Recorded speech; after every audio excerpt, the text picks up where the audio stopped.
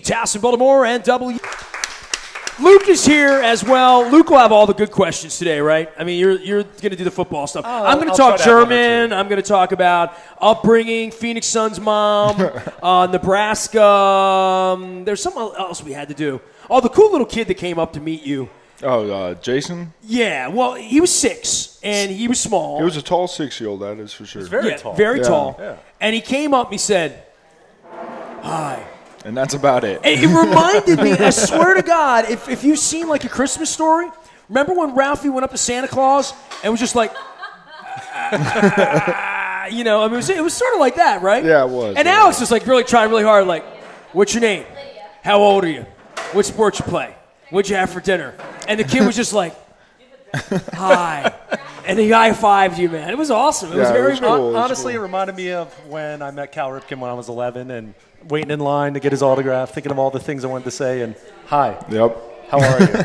I've had experiences like that growing up myself. No doubt. Well, you so before we get into football, I was telling this story earlier. You hung out with Charles Barkley when you were like a baby, right? Like that was part of your upbringing, was being around the Phoenix Suns. Yeah, I was super young.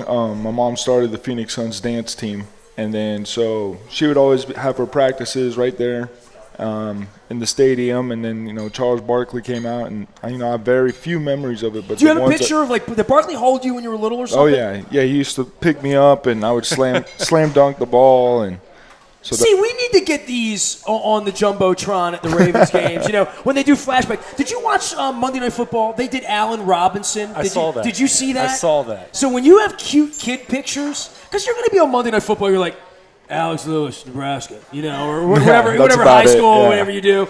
If they ever bring out pictures like that, that would be fun. You should share that on your – what's your social media? Is it Lewis_Flock72, right? Yeah, for the Twitter. You should share an old Dan Marley picture. That'd be cool. Well, I know you because you speak German. I got text my mom, see if she's got all the old photos. I'm sure she does. When's your birthday? April 21st. Well, let her embarrass you on your birthday. I do my kid every September 22nd, so that's coming up this week. Okay, I'll look forward to it then. Old pictures. Well, Luke's with us. I know you want to talk some football, and I guess the biggest thing is rest, right? I mean, a couple of games in a couple of days. Some guys get out of the game early last week. Some, played the whole game against Buffalo. But the rest in Cincinnati and what this week represents before you guys are going to play 4 or 5 on the road. Yeah, this is a big week for us. We had a great weekend these past 2 days off. Got your body back underneath you, got your legs going. We went in there and we worked hard today. Guys are moving around, and this is going to be a good challenge for us as a team, and especially as an offensive line. So we're looking forward to this week, and we're preparing to go in there and get a W. From a routine standpoint, do you prefer the 1 o'clock games? Because it's kind of been a crazy start to the season. You guys had the stretch of 3 games in 11 days in the preseason. Week 1's always, there's always that extra buzz. And then you had such a quick turnaround. Something nice about getting into kind of a regular routine this week? I don't really get affected by what time the game's at. You're preparing all week for the game. So, you're getting your mind ready all week no matter what time the game's at. But just to get back on schedule, playing on Sunday again and having those few extra days, it was huge for us. For you with the injury and getting your mental reps in the last couple of years, has the game slowed down for you even though physically you haven't been out there as much and obviously running through a couple of camps, playing in games, then getting injured, watching it, does it slow down for you even at this point, knowing terminology, knowing alignment, assignment, technique, and all the things that they've been trying to drill in you when you couldn't get on the field? I go to work every day trying to understand the game, so it does slow down for me. Being year 3 now, I am a little more comfortable in there. I'm not all jittery like I was as a rookie. Well, that's probably why you're in there, right? Yeah. Literally, right? Probably why I'm in there. Yeah, exactly. When you go to work, you always got to find something to get better at. Maybe it's learning a different point of view. Maybe talk to the linebackers coach. All right, how you guys see these runs on counters and whatnot, Trying to learn the game from a different point of view so you understand it more. So when you're out there, it's just instinct now. Then you're not thinking anymore. Then you're understanding the game as a whole picture, so it makes your job that much simpler on the inside. Better this year for you? Quicker? Yeah. Exponentially or I mean, from a... It's going to grow week to week. Okay, fair enough. As a group, you played at 2 different colleges. This is now your 3rd year in the league. 2nd year you've been healthy and playing. About how long does it take an offensive line starting combination to really gel? I mean, you guys kind of had a strange summer. Marshall was held out of the preseason games. James was playing right guard. You had Orlando in there. Matt Skura, first-year starting center. In your experiences, at what point does an offensive line really start to get going where it kind of becomes inherent, where you guys aren't thinking as much and you're doing what you're supposed to do? I mean, it's always hard to put a time stamp on how well you're going to, be a cohesive unit. But, in college, I bounced around a lot. I had 5 different offensive line coaches. So, as a unit, I think you develop over the season and you get better week in, week out. And if you can stack days on top of each other where you're getting better and there's a comfort level, I mean, the sky's the limit. And, you can't hold yourself just to a standard and be like, oh, this is what we want to be. You just got to always build on those relationships, and that's where that trust comes into play, and then you really have a successful offensive line. Well, I think it's been hard this year. I mean, with Marshall, and I said this week 1. I talked to people all around the league. There was nobody that put 11 out for 6 quarters in the preseason. I mean, that's old. That's over with, I think, for the NFL.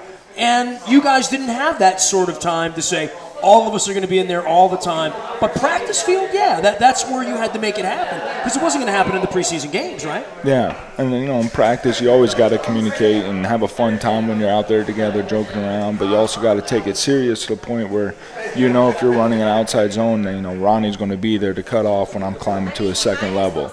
Or they're going to call a certain blitz, and then we're able to recognize it as a unit, and get out of our zone scheme, or get out of our man scheme and get into a full zone scheme so we can pick up all the different twists with the blitz coming. And I think that just takes time, and it's huge for us in practice. Like you said, Marshall not playing in the preseason and whatnot, and, that's where we're going to develop as a unit. Well, it's got to be 5 for 5 or 6 for 6. It can't be, right? Yeah, you can't have one guy off. I mean, you got one guy off page, I mean, your whole unit gets hurt. How has that relationship with Ronnie evolved over the last few years? I mean, you didn't play last year, but you guys started, 10 games together in your first season. Just how has that been, especially with the fact you both were rookies at the same time? You've had a chance to really grow together. Yeah, we got a good relationship together. We've been through a lot together, just being thrown in the fire as rookies and whatnot. But this year, we're really challenging ourselves to get better and better, passing off twists, being able to come up to the line and not saying anything so the defense doesn't have the cue on what we're going to run. Or, if they do run the twist, making sure we're on the right levels and we're on the same timing. And our splits are even, we don't get too wide of a split where we can get edged or anything like that. So, you're always building that relationship. And, with Ronnie, he's such a great player.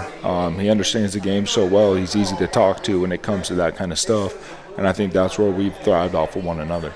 If you just joined us out here, we're at Michael's Cafe in Timonium. We're broadcasting live on our Facebook Live as well as our YouTube WNST TV channel. All of it brought to you by our friends at Freedmont Mortgage. Don't make a 30-year mistake by choosing the wrong lender. Choose the right lender. That's Freedmont and Freedmont.com. Buying, selling, you need a little education. Make sure you're doing that. Also, our friends at Cole Roofing, sponsoring our charity and community series. We're here swabbing tonight for the Bone Marrow Registry. Mary Kay's here from There Goes My Hero. You can go to go_hero and theregoesmyhero.org and learn more about how to get on the Bone Marrow Registry. My wife cleaned today. Got another stuck the needle in the arm. Congratulations. So she's over here to the right. Yep. So she's doing all right. So big thanks to Freedmont, who's been with us from the very beginning. We're now in our 5th year now of Jen getting it straight and keeping it clean. We're going to have her on in the last segment. We're going to speak some German. You have some German in your background, right? Yeah, ich spreche ein bisschen Deutsch. See, I knew he was going to get me that. I knew that. Last segment, I'm going to bring my wife up. We're going to tell the story.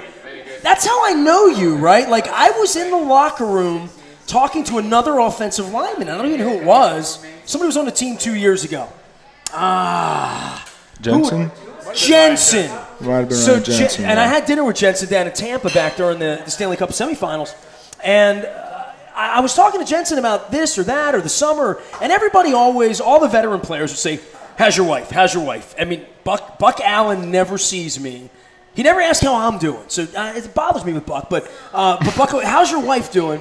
And Ryan had said something, and I said something like, you won't believe it. We found this guy. He's from Germany. He saved my wife's life. And this big guy turns around with all the hair and says, Germany, I speak German, and I'm like, That's how they got the ball rolling. You're the new dude from Nebraska. Hey, you're going to start. They like you around here. And then, of course, you got out on the field the first year, and the injuries have been, part of your story. And I see you as such an intellectual dude that during these injuries that you're doing your own sort of self-healing and it's tough. I mean, I've seen guys get swallowed up and have their career wrecked because of the psychology of the injury, not necessarily the physical part of the aftermath of it. Because your body will come back, right?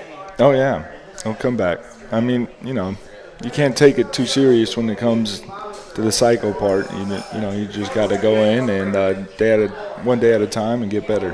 Well, everybody tells me that's the toughest part. The toughest part is, run me through your injury and the 6 months after. Because I've seen leukemia. I've seen a little knee scope with me wreck a summer. And I didn't play football. I didn't break arms. I didn't fall out of trees. The psychological part of being in there every day to get better, to envision yourself playing against the Buffalo Bills, not a lot of guys can handle that, man. Yeah, it's hard for me to describe what it's like 6 months because I didn't look at it like that. I looked at it, all right, today. This is what I got to do to get better. I'm going to take my arm, I'm going to move it from this position to this position. And, you're just stretching it out every day, and you lose track of your timeline. You're just going based off of your body. So then there's a confidence. She's been 155 nights in the hospital. Like, so you know what I mean? Like, you don't have anything but that day. The next medication, the next treatment, the next exercise, the next meal, you're right? Literally. Yeah. And, when you break it down and you take it one day at a time, your window of stress shrinks. You're only focused on that one task, what you got to do then. Well, lessening the mental stress, yeah. I would always say to her, be good to yourself, right? Like, just be good to yourself, and the time comes and you're back. So this is, it's heartening for me to see anybody get back up and come back from the injuries the way you have and be out there playing. Yeah, it's a lot of fun to be back out there. You feel like you're at max where you want to be? Oh, I'm exactly where I want to be. I'm out in the field, and, I'm going to get better every day.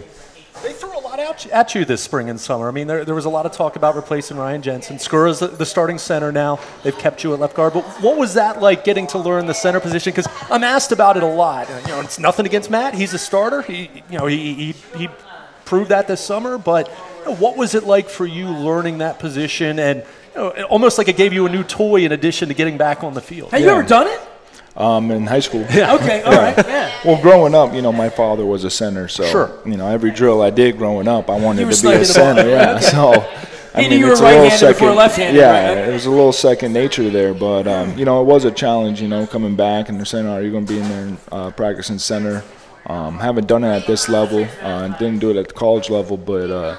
I just went in there with an open mind, being able to recognize defenses. That's what I really try to focus on, making sure everybody's on the same page because as a center, you're basically the offensive line coach of the O-line when you're out in the game. And you got to be the one to make the calls. You're making the mic ID. You're telling which way you're either sliding or, if it's a man scheme, who you're blocking up to. So, it sounds like you're interested in this. It sounds like this is I was just going to say, fun, this is my dad talking now. Yeah, this is my dad talking now. Is left guard your favorite position? I know you've said on numerous occasions you'd play anywhere. Is left guard your favorite spot? It's so hard to say which one's my favorite because starting's my favorite. Sure. Playing. Fair enough. Playing's my favorite. But, You know what? They love to hear that about you, though, right? That's part of the attractiveness of you is that, hey, just give me it. Give me the lunch pail. I'll figure it. The more you can do, the more you can do. Well, you're here. It's not for long, NFL, right? So the more you can do. Well, and when you see a guy like Marshall who came in, who was not a heralded guy. I remember the rookie show. He came out. I share those funny pictures of he and I. We were both younger then, and he was unshaved. I don't think he even shaved then. And now I can't get him to find a razor. But to see what's happened to his career. To see the money he's made, the generational money he's made, what it's meant to his family. You've been around sports your whole life. Your old man Snap and your mom's working with the Phoenix Suns. You were groomed into this, but this isn't good enough. Just being the starter, getting on the field for you. And coming back. This is the beginning of a journey for you. And maybe you'll be a 10-year center. Maybe you'll be a 10-year right guard, left guard. You don't know at this point, and they don't know, right? They haven't pigeonholed you. A lot of guys get pigeonholed by the size of their arms, their height. they would never let Marshall be a tackle because he was going to be too good of a guard, right? Yeah. No, you never know, but I can't look 10 years down the road when I got the Broncos coming in this Sunday. That's a well-coached answer. Today. Yeah, that's the today. I got to look down. That's Sunday. your dad talking. Yeah, exactly. I got to look forward to Sunday. So. But you do love the challenge and learning new things. Even talking to linebackers, Coach. Well, you're trying to be a linebacker for a minute, right? No, I'm not trying to be a linebacker. You're just trying to get the perspective of what they're seeing, out of our formations, and then what tendencies do they run. But you just gotta dial in one day at a time. Like I said, I'll never look ahead like that because you just stress yourself out thinking of all those years in between now and tomorrow and going further. We got more to talk about. Alex Lewis is here. We're at Michael's Cafe. It's all brought to you by Freedmont Mortgage and our friends there. Make sure you're getting out to Freedmont.com and learn more about all the cool stuff they're doing. Carl Delmont, of course, will be joining us with the Harrisburg Heat later on in the year with the whole Healy family. I think I'm going to have a Healy family reunion. Luke is here. He is Luke at WNST.net and Baltimore Luke out on Twitter. And, of course, Alex Lewis making his second visit here, right? Just second time? Second time. Second time on the show. We were up at Green Mountain Mountain Station before. We appreciate everybody stopping by and saying hello out on Facebook Live and on our YouTube WNSTV channel. We are WNST.net, AM 1570, and WNST Towson, Baltimore. More with Alex at Michael's in Timonium right after this.